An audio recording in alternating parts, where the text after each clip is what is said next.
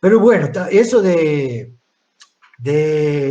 la solución no está afuera, pero sí en el interior del grupo, son como lo que se puede ver durante el gobierno, el primer gobierno de los kirchneristas, ¿no? Antes de Macri, que, por ejemplo, había un planteo bastante claro a las empresas recuperadas de tener una figura del trabajador, que esas serían las consignas históricas del MENER, del Movimiento Nacional de Empresas Recuperadas, que es la figura del trabajador autogestionado, que es 10% de... El Estado tiene que comprar 10% de su compra obligatoriamente de la economía social, solidaria. Una ley de expropiación, porque cada empresa es expropiada con una ley para cada empresa, es decir, cada una que exista una ley general de expropiación. Y un fondo de capital de trabajo para empezar a trabajar, porque para que uno no tenga que hacer faso o salir pidiendo dinero en la calle.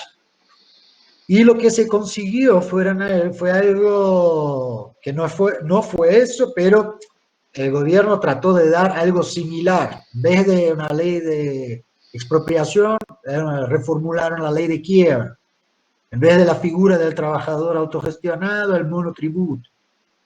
El compra estatal, en vez de 10%, fue compras puntuales con empresas específicas.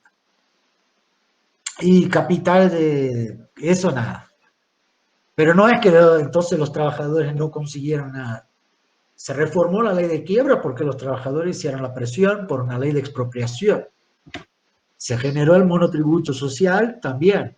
Es decir, nada, no se regala nada, ¿no? Disculpa, Ramón.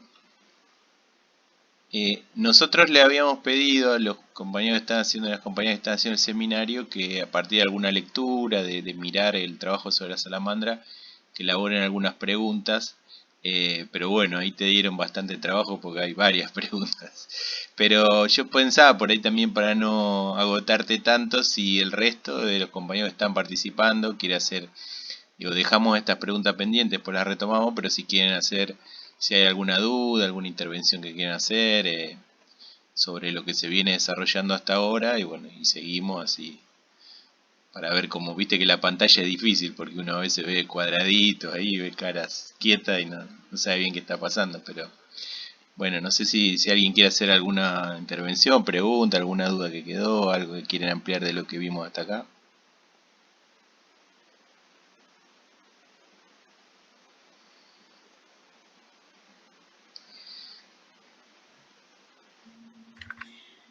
Yo quería preguntar a todos, más en relación a esto de las experiencias de fábricas recuperadas, o sea, como los países con más experiencia, entiendo que son España y Argentina, como por qué, le quería preguntar a Ramón, pero a cualquier compañera que quiera contestar también, pero por qué piensan que, digamos, se da así, digamos, o eso, en esos países, por qué creen que hay tantos procesos de recuperación de fábricas, digamos.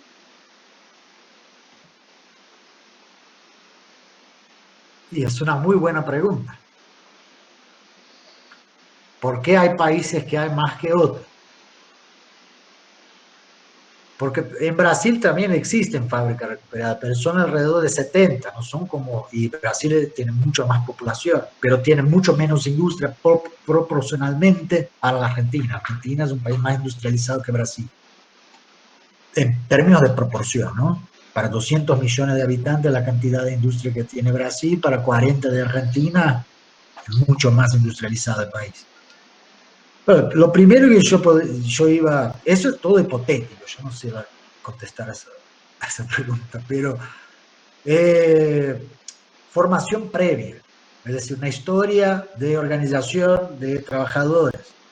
Después, proporcionalmente con eso, el nivel de la crisis, porque por ahí en España, Grecia, donde hay más empresas recuperadas en Europa, fue donde la crisis fue más fuerte. Y en el sector industrial sobre todo. Sería una primera hipótesis que yo averiguaría. pero procesos de recuperación de empresas, específicamente de empresas, están dando en todos lugares del mundo. Ya existe una en Estados Unidos, en Chicago, una que hace ventana. Y hay otras que, hay un documental, Capitalismo, una historia de amor, de Michael Moore, que muestra un proceso de recuperación, que es muy similar a un proceso de recuperación de empresa, pero después llega la indemnización y se termina el ciclo ese, el circuito ese que lleva a la recuperación. Entonces tenés que tener, yo diría, primero un contexto de desguace industrial muy fuerte, como pasó en la Argentina. Después, formación previa, como no de las personas, pero una formación cultural previa, reivindicativa. Por ejemplo, eso en Brasil existe mucho menos en comparación con la Argentina. La gente menos letrada tiene menos educación en sentido escolar, de escuela, en Brasil, y eso también dificulta un poco. ¿Cuál sería el otro? Que sería eso, la situación del desguace, la organización previa, y tenía un otro elemento que ahora no me ocurre, no me viene. Pero sí, es una cuestión, ¿por qué que? Pero los trabajadores se están dando cuenta, yo creo que en términos de clase trabajadora mundial, del tema ese de autogestión del trabajo, de que no hace falta, como la clase capitalista está de más, como ellos no hace falta, ellos están de más. Pero el proceso previo que se dio en Europa, de empresas recuperadas, tiene mucho que ver con la Argentina. Ellos llamaron a los trabajadores de Argentina, el Vasco se fue a Europa varias veces durante la crisis de ellos allá. Entonces, eso es un tema muy interesante de estudio, saber esa influencia que ahora somos nosotros los sudamericanos que están enseñando a ellos qué tienen que hacer y no el contrario.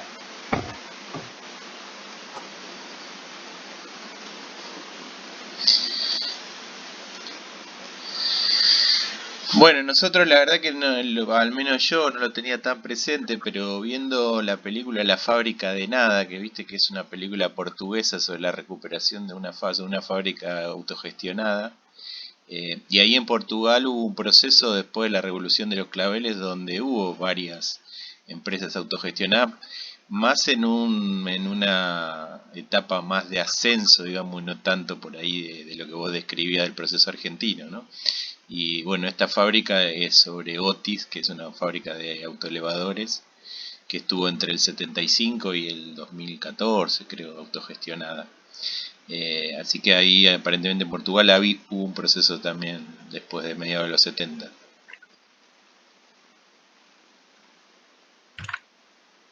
Ah, sí, me acordé de la tercera cosa, que es eso de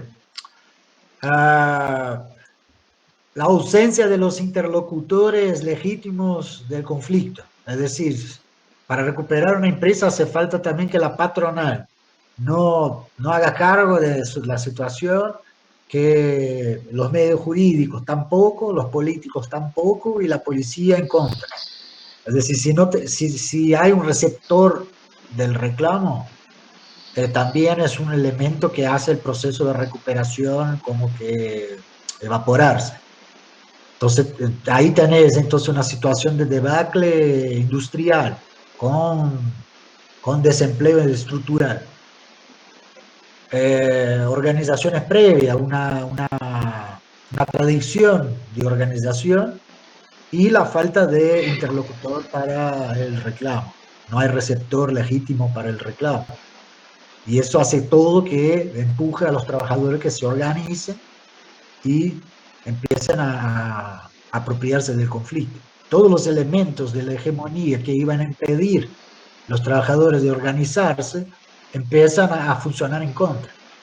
Porque en la fábrica recuperada también hay un equívoco muy fuerte de la patronal respecto a que utiliza la jerga más moderna de administración, que es todo eso del paquete toyotista que hablábamos, pero sin los cambios objetivos, que es decir, empieza a hablar de flexibilidad, de disponibilidad, que es poner el hombro en la empresa, Pero eso en las empresas que hacen eso, como Fiat, Ford, eso tiene, si vos producís más, ganás más. Es decir, tenés una recompensa salarial en primer lugar, que no existía en las empresas recuperadas. Entonces ellos trataron de implementar eso de lo managerial, toda esa argumentación, todo ese discurso managerialista que está hoy no solo en las empresas, sino también en la educación, en el Estado como un todo, pero sin las compensaciones para el trabajador, que es principalmente salario vinculado a la productividad. Para ellos no, esa era menos salario aún. Por más que trabajaban más, ganaban menos, con la argumentación de que es eso o quedarse sin trabajo. Y ahí viene la quiebra de la empresa definitiva y el patrón desaparece. Viene la policía, no quiere hablar, quiere solamente pegar. El juez acata la denuncia de usurpación y no hace cargo de la denuncia de continuidad laboral, porque normalmente los trabajadores van a trabajar y la fábrica está cerrada. Entonces ellos dicen, yo vine a trabajar, nadie me aclaró qué está sucediendo. Entonces sí, serían esos tres elementos. Si yo tuviera que investigar, yo investigaría por ahí. Yo vería, porque por ahí esos países que fueron más afectados por la crisis en Europa son los que más tienen, que yo sé, más tienen fábricas recuperadas. Portugal, del proceso actual yo no sé tanto, pero España, Grecia, Italia y Finlandia también, que no fueron fábricas recuperadas, pero ahí el Estado sí asumió de empezar a poner en marcha toda la capacidad ociosa que existía. Finlandia es, no sé si Finlandia o Islandia, me estoy confundiendo, pero es un ejemplo bastante interesante de cómo dieron vuelta a la crisis, activando un montón de centros culturales, poniendo la calle a funcionar, porque eso es un planteo también del MENER, además de los 4 puntos que serían las consignas de historias del MENER que estamos hablando, que es tener una figura jurídica del trabajador, porque el trabajador de empresa recuperada no tiene vacaciones pagas, no tiene jubilación, está en una situación así con la figura del trabajador autogestionado, eso tendría que normalizarse, porque el monotributo es mejor que nada, pero tampoco resuelve totalmente. No, después de la expropiación, los 10% de compra obligatorio del Estado y el fondo de inversión. Pero además de eso, una propuesta que viene de la fábrica recuperada sería, por ejemplo, recuperar toda la capacidad ociosa instalada que existe, poner a funcionar toda la capacidad instalada que existe en el país. Eso generaría un montón de trabajo. Que por más que sea un taller que no pueda funcionar más, como yo vi un taller de trenes que se convirtió en un centro cultural, pero eso también es poner a funcionar la capacidad ociosa instalada. Es decir, y eso, si los trabajadores de la empresa recuperada hicieran lo que hicieron, eso sería algo con poca inversión para el beneficio que tendría, pero también generaría en el pueblo una noción de que ellos pueden y que los capitalistas están de más. Es decir, nosotros arreglamos nuestro trabajo. Pero eso se está generando, me parece, porque casi la mitad de la población económicamente activa ya está en el trabajo autónomo, informal. Ellos tienen que generar su propia renta. Y en algún momento eso se va a quedar claro, porque la otra mitad está en call center, McDonald's, todo trabajo a basura, contratos laborales basura. Entonces, y los que trabajan hoy como era antes, con un buen sueldo, son cada vez menos. Es un otro elemento del momento que vivimos, que es el fin del estatuto salarial o la desintegración del estatuto salarial. ¿Qué es eso? El estatuto, el estar asalariado antes te da un estatuto. Yo tengo un trabajo, inmediatamente calidad de vida. Podías viajar una vez al año, comprar a sus hijos e hijas alguna ropa que no sea necesaria, vital, pero una ropita de más, así. Y hoy el trabajo es para comer. Entonces el estatuto salarial es tener un trabajo y un sueldo, no te garantiza. Y eso se llama, yo lo llamo de desintegración del estatuto salarial. Eso junto con el de Black, son tres los elementos centrales que marcan el contexto de las empresas recuperadas. Además de eso, de que tener un sueldo ya no garantiza más, tenés el desguace industrial que estamos hablando, que cierre de las industrias para pasar la actividad de servicios, es el sector de servicios que va a emplear las personas con ese tipo de empleo, ¿no? Y también el desempleo estructural, es decir, hay personas que están desempleadas constantemente, ya no, después de 1 año, 2 años buscando trabajo, no consiguen trabajo. Entonces, para los trabajadores de la empresa recuperada, vivir de changa, convertirse en cartonero, vivir de asistencia de los planes, son los tres elementos más amenazantes que empujan a los trabajadores a tomar una actitud, porque si no, eso sería la desafiliación social. El trabajador que siempre fue estable, siempre laburó, pasa a ser una persona que va a tener que vivir de planes, de changa, o convertirse en cartonero. Entonces eso también empuja mucho a los trabajadores, claro, sí, receptor a los reclamos, porque ellos intentan de recibir un porcentaje por lo menos de las indemnizaciones, y si aparece, normalmente se termina el proceso de recuperación. Disculpa, Ramón, una pregunta. Nosotros, viste, en el seminario venimos discutiendo, o por lo menos viendo últimamente, esta transformación entre el obrero fordista, especializado, ¿no? Clasificado en función de una determinada calificación, a estas cuestiones manageriales que vos decías, la formación de los líderes, la proactividad, la polivalencia, el compromiso con ciertas cuestiones corporativas, que van configurando sujetos diferentes, ¿no? O sea, una clase de trabajador a veces menos sindicalizado, con menos tradición sindical como el fordista. Por lo que vos venís, digamos, describiendo, en general, en esas experiencias está más como la presencia de ese trabajador más fordista, diríamos, ¿no? En términos Claro. de tradición, en términos de calificaciones. ¿Vos pudiste registrar alguna mixtura, algo de ese trabajador, digamos, más de la producción flexible, que sea parte de la empresa recuperada, o en general tenemos más ese modelo fordista, digamos? Y bueno, y esta pregunta va también para Claudio, que tiene una experiencia grande tanto en la empresa patronal como en la recuperada. Por ahí también nos puede ayudar un poco en eso. Pero digamos, ¿qué pasa con esos sujetos?